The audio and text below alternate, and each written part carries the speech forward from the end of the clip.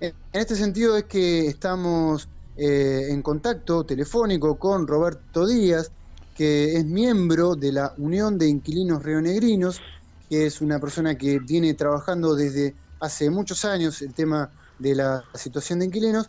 Vamos a charlar sobre, bueno, sobre esta problemática de la finalización de decreto, así como también de la nueva ley de alquileres que trae algunas luces y sombras a la situación de los inquilinos. Por eso es que, bueno, si estamos en contacto telefónico ya con Roberto, te saludo, Roberto, te doy la bienvenida al programa Propuesta Joven en Radio Éter Mar del Plata.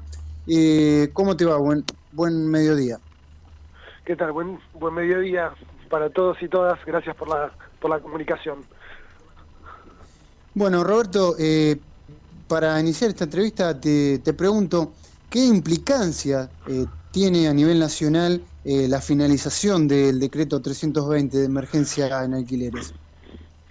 Bueno, yo creo que recién describías bastante bien la situación. Digamos, el principal problema del escenario actual sin el decreto es que, bueno, después de estar un año, digamos, con muchas actividades económicas sin funcionar porque no eran esenciales, muchas de las familias, alrededor del 44% de las familias inquilinas acumularon deudas al no poder trabajar, y la salida abrupta a nuestra forma de entender del decreto, digamos, sin una planificación de cómo esa familia iba a pagar las deudas, bueno, nada, está generando una situación, digamos, de endeudamiento en donde viene aquel que quiere cobrar y se encuentra con aquel que no puede pagar porque todavía la economía no se ha recuperado. Es tal vez una de las crisis más importantes que vamos a recordar en la historia argentina, por la falta de trabajo, porque no se sabe cuándo el trabajo se va a recuperar y cuándo, digamos, las familias que están endeudadas, inquilinas,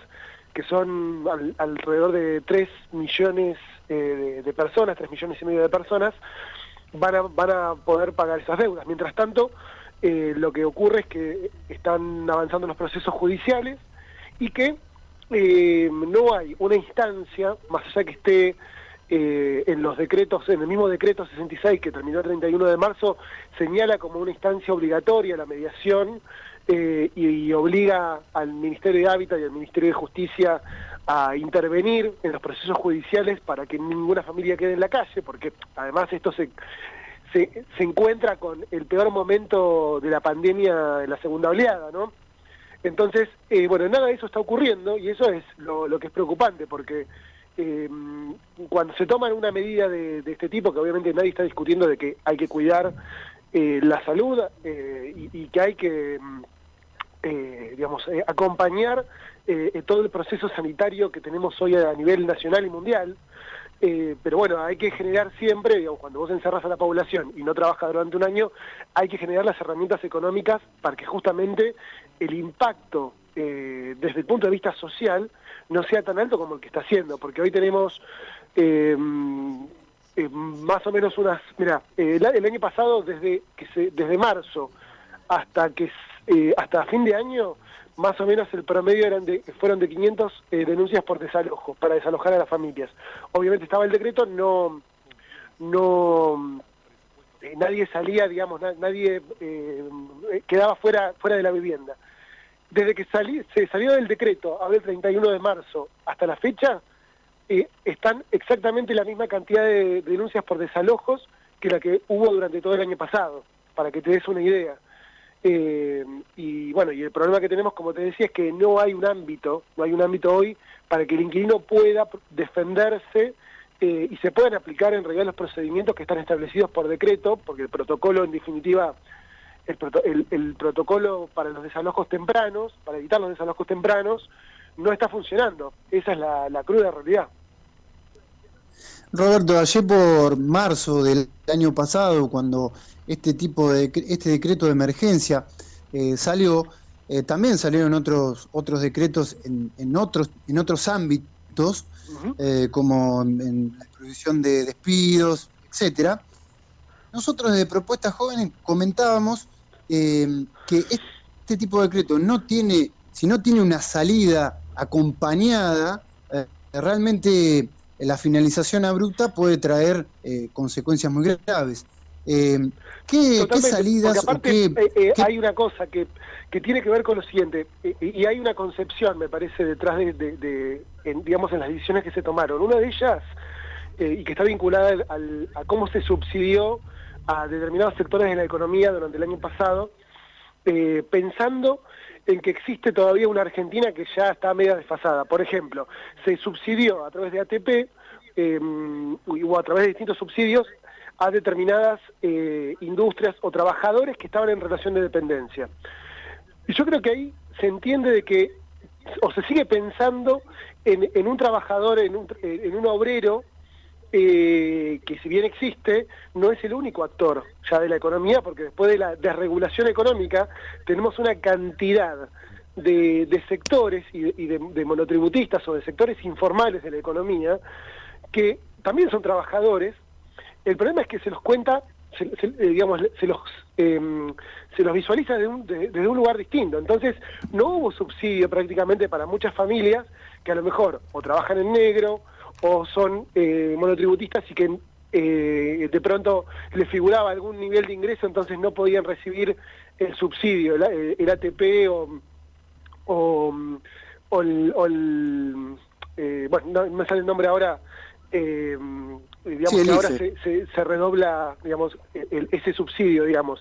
Entonces hubo muchos sectores que no fueron subsidios, y la única forma que había para subsidiar y sostener a esos trabajadores era a través del pago de los alquileres. El tema es que no está visualizado como un actor que necesita ayuda, digo, y ahí justamente están naturalizadas, o el mercado inmobiliario ha logrado naturalizar e invisibilizar, digamos, al inquilino como una figura que es relevante, digamos, porque tenemos 9 millones de personas hoy en la Argentina que alquilan. Es un número muy, muy importante.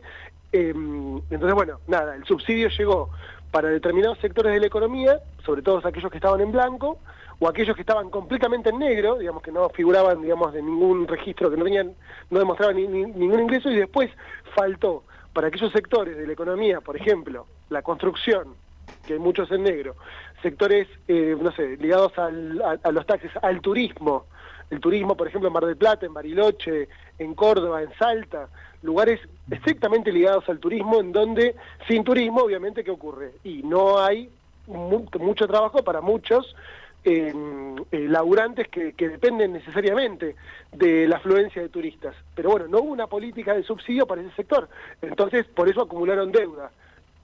Y ahí tenemos, Roberto, el principal problema, sí. Digamos que si hoy el Estado no acompaña en la salida para salir de esas deudas, va a ser prácticamente imposible que esas familias puedan pagar. Roberto, buen día. Edgardo Díaz te saluda desde acá del estudio. Edgardo, ¿cómo estás? ¿Qué tal? Buen día, un gusto. Bueno, gracias primero por la entrevista, por la nota importantísima. Yo te hago una consulta, ¿no? ¿Por qué ves vos el motivo de la no renovación del decreto? Digo, no sabemos que en algunas cuestiones concretas, como puede ser el tema de que el Poder Ejecutivo en su momento planteó el tema de el acceso a Internet y a la telefonía y demás como esencial, pero sabemos que bueno, hay un lobby económico ahí que hizo presentaciones judiciales y demás. En este caso concreto, como es el tema de los inquilinos, ¿no? ¿Por qué crees vos que el Poder Ejecutivo Nacional no renovó o amplió el periodo? Por el lobby inmobiliario, claramente. Fíjate vos que unas semanas antes de que se saliera el decreto, incluso que Ferraresi anuncia el 5 de marzo, anuncia que a fin de mes no va a haber renovación de decreto. O sea, dio 25 días para que todos los inquilinos del país, inquilinas, se busquen una vivienda, cosa que es imposible, 25 días todos lo sabemos, los que alquilamos, es imposible, y aparte, bueno, digo, no solamente eso, sino que te dejaba expuesto a la extorsión de los propietarios, porque cuando se genera una sobredemanda, sube el precio, porque al ser oferta de demanda y no está regulado por el Estado, vos generaste esa sobredemanda, y si te quedabas en la misma vivienda sin contrato, te dicen, bueno, si te querés quedar, vas a tener que pagar el doble, ¿no? Eso fue lo que se generó con esa salida así abrupta. Y si ustedes recuerdan, en los últimos, el 24 de febrero de este año, se reunieron todas las inmobiliarias del país en Rosario y allí sacaron un comunicado a nivel nacional pidiendo una reunión a Ferraresi y diciendo dos cosas. Una, que había que salir del decreto porque estaba frenando los precios de lo que para ellos es un negocio, claramente. Y después, lo número dos es que querían que el Estado pague los alquileres de las familias que no podían pagar los aumentos que ellos estaban planteando. Nada más, o sea, para ellos, para el mercado se solucionaba con la salida del decreto y para poder aumentar los precios y con guita del Estado, dinero del Estado destinado, digamos, a los aumentos que ellos justamente estaban planteando que necesitaban hacer. Luego de ese comunicado hubo una reunión entre el mercado inmobiliario, todas las cámaras del país y Ferraresi. Y Ferraresi no recibió a los inquilinos, por ejemplo. A los días anuncia la salida del decreto. Entonces yo creo que, y esto no es la primera vez que pasa, pasó con la Ley Nacional de Alquileres, que lograron tirar 2 veces, antes de que salga esta tercera ley, 2 veces lograron tirar leyes dentro de la Cámara de Diputados y del Senado.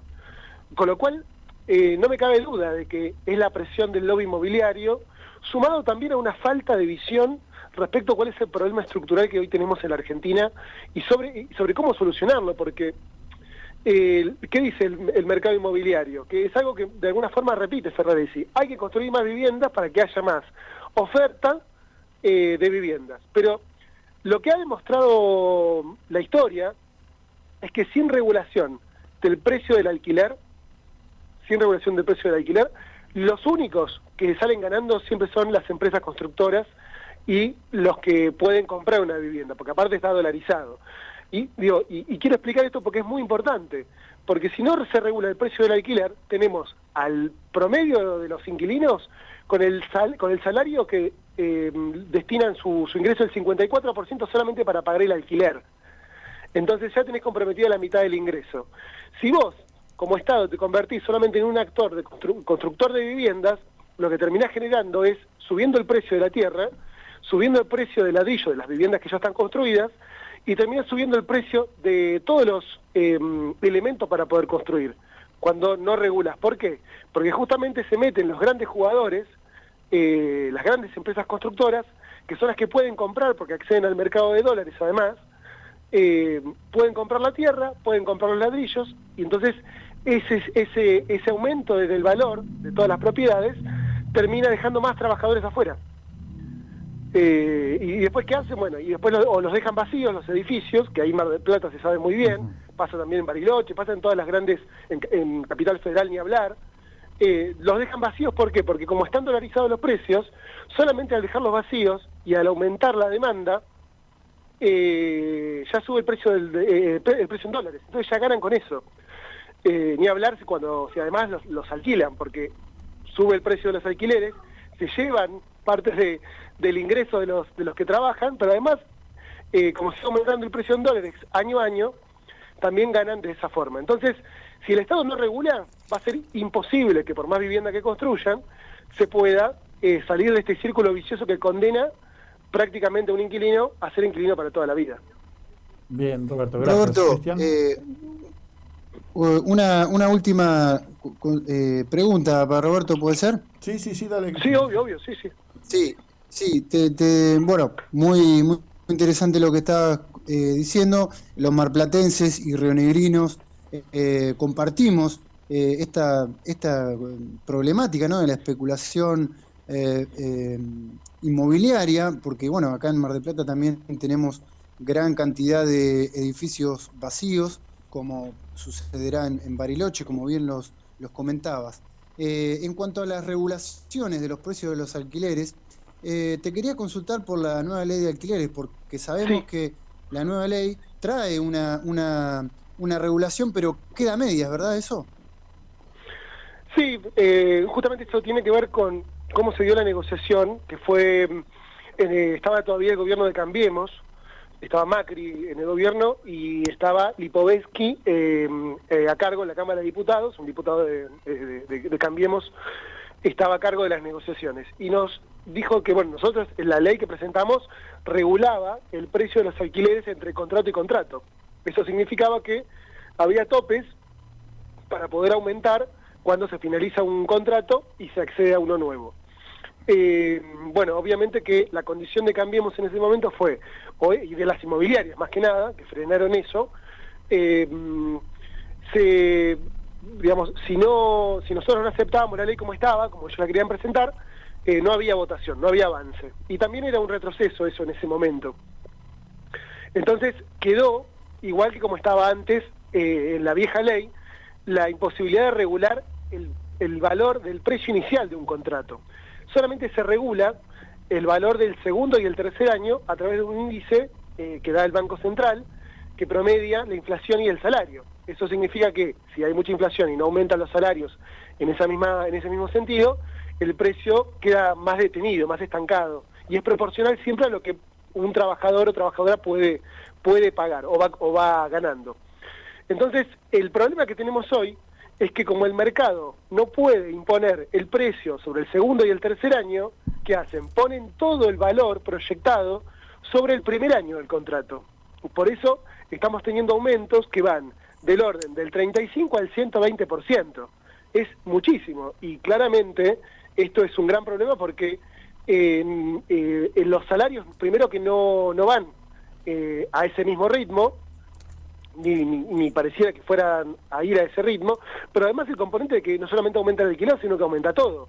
Aumentan los combustibles, aumentan los servicios, aumentan los alimentos, la ropa. Entonces, hoy prácticamente un inquilino o una inquilina no solamente está peleando por poder alquilar o no estar en la calle, sino además para comer. Y esto es un problema estructural, digamos, que justamente tiene que ver con esta falta de regulación de la ley de alquileres. Con lo cual, a mí me parece que es el próximo paso que habría que dar en algún momento para poder regularlo como alguna vez se reguló. La regulación del precio de los alquileres duró hasta el año 76. Vino la dictadura y, a través de un decreto de Martínez de Oz y de Videla, desreguló el precio de los alquileres en Argentina, que ninguna dictadura anterior, ni la de Onganía, ni ninguna de la de Lanuse, ni ninguna había tocado, porque era, la desregulación implicaba un desfasaje y un impacto sobre el salario muy importante. Tiro este dato rápido. En el año 45 se destinaba el 4% del ingreso al pago del alquiler. En el año 73 se destinaba el 25%. Luego de la desregulación de la dictadura, hoy llegamos al 54%. Entonces, y eso tiene que ver con justamente esto que estamos hablando, la desregulación del precio. Por eso antes se podía comprar una vivienda porque había capacidad de ahorro. Y si estaba muy caro todo, te quedabas alquilando porque te convenía también alquilar, porque no era demasiado lo que impactaba sobre tu salario. Entonces, la regulación es vital. Y hoy el problema que tenemos es que quedamos como a mitad de camino, ¿no? En una regulación solamente para el segundo y el tercer año. Muy bien, Roberto, realmente muy clara la explicación, muy buena la nota también, así que bueno, agradecerte infinitamente esta comunicación, ojalá de esto podamos también desde Forja, Mar del Plata, Batán y con los compañeros de la provincia poder generar alguna actividad de Zoom o demás donde podamos concientizar o podamos que muchas más personas puedan tomar contacto con esta información y bueno, y trabajar. Bien decías vos, cuando hay alguna cuestión de lobby, en este caso como puede ser el lobby inmobiliario, trabajar para que realmente el gobierno, no solamente en la ley, sino en las herramientas jurídicas que tiene, tire para el lado del más débil, en este caso los inquilinos, no los locatarios. Totalmente, bueno, y esa es otra cuenta pendiente, es tener un organismo para poder controlar a las inmobiliarias y defender los derechos de los inquilinos. Pero bueno, todo llega a su tiempo, y la verdad que gracias por la nota y a disposición para lo que necesiten.